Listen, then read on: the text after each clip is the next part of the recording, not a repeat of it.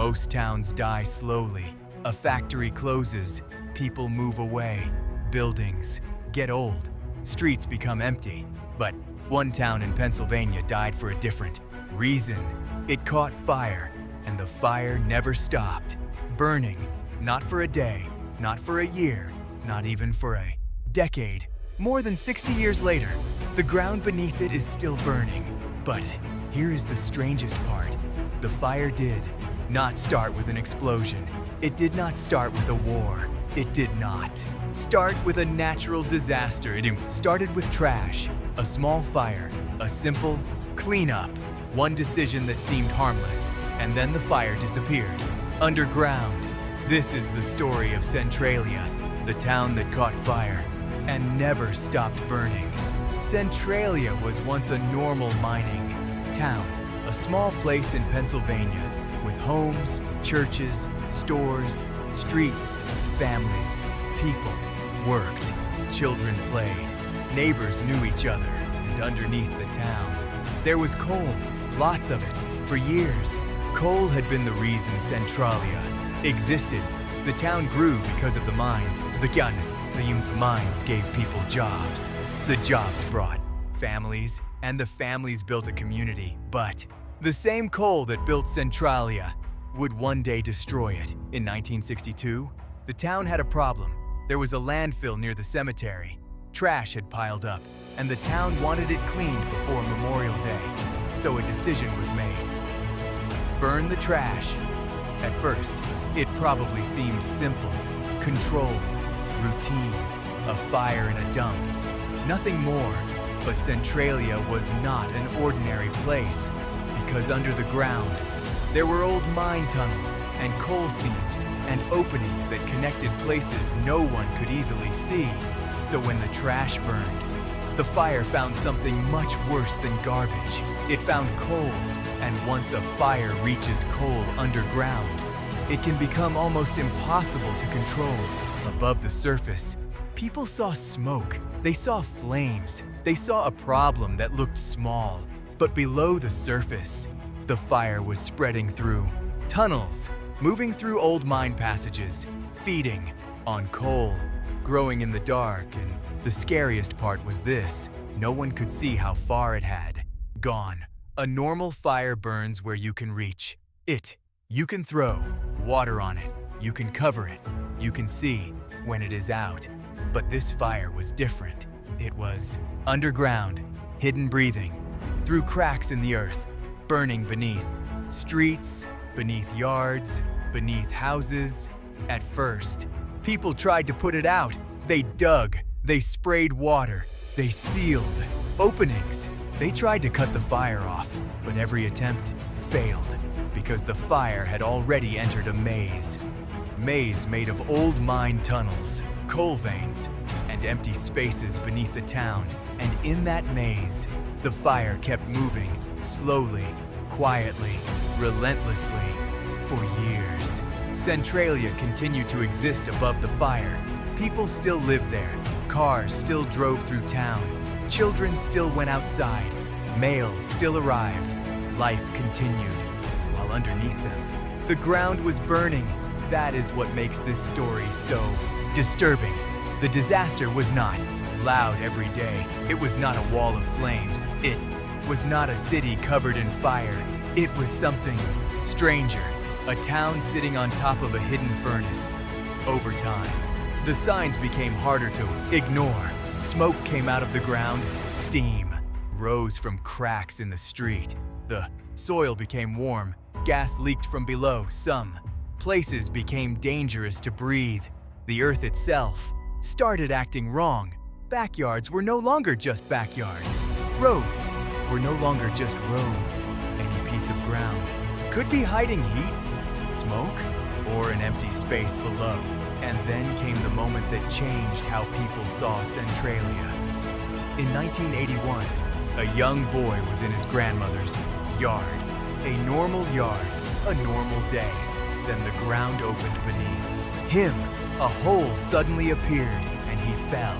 Earth had collapsed into a steaming pit. Toxic fumes rose from the hole. The fire underground had weakened the ground. above it. He could have died right there, but he was pulled out in time. That moment made one thing clear. This was not just smoke.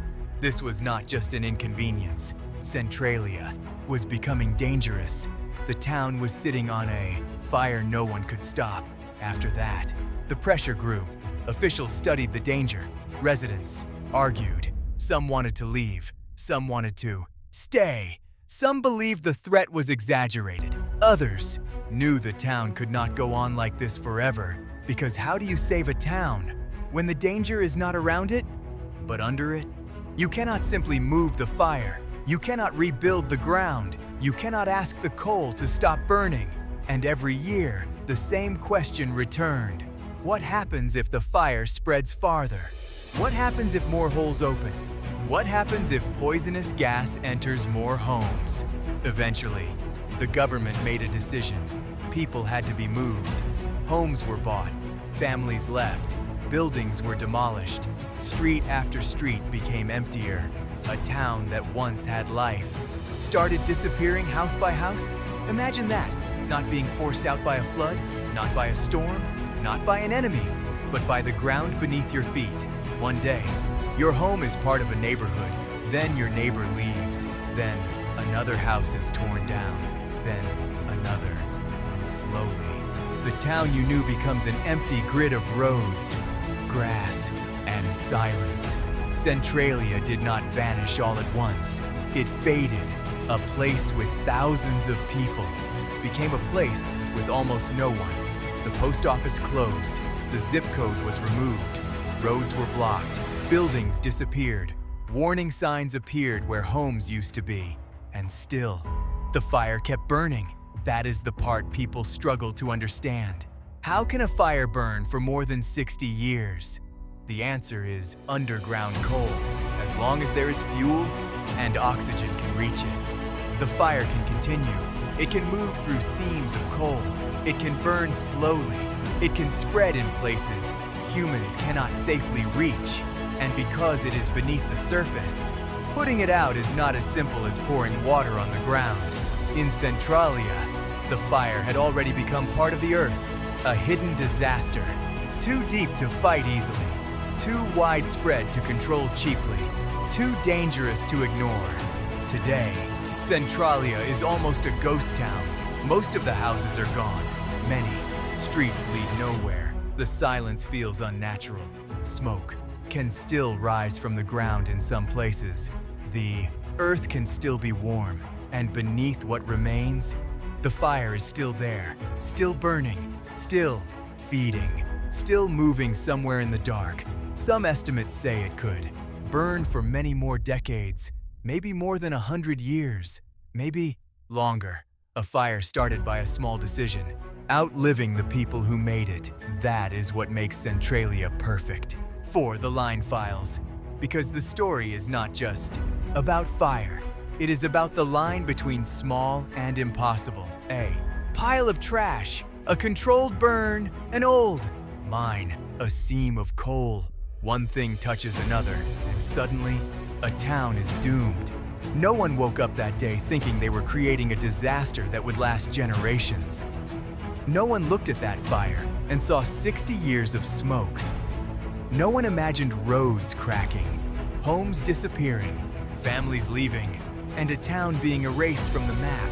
But that is how some disasters begin, quietly, practically, with people doing something that seems normal. Small fix, a routine choice, a simple cleanup. Then, the mistake slips underground, where no one can see it growing. And by the time the danger returns to the surface, it is too late. Centralia did not burn like a normal town. What burned from below.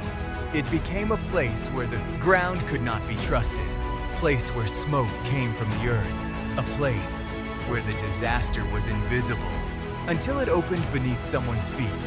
The town caught fire in 1962, and it never truly stopped. More than 60 years later, the flames are still somewhere, underground, burning through coal, burning through history, burning beneath the remains of a town that once thought it was safe. And that is why this story belongs in the line files.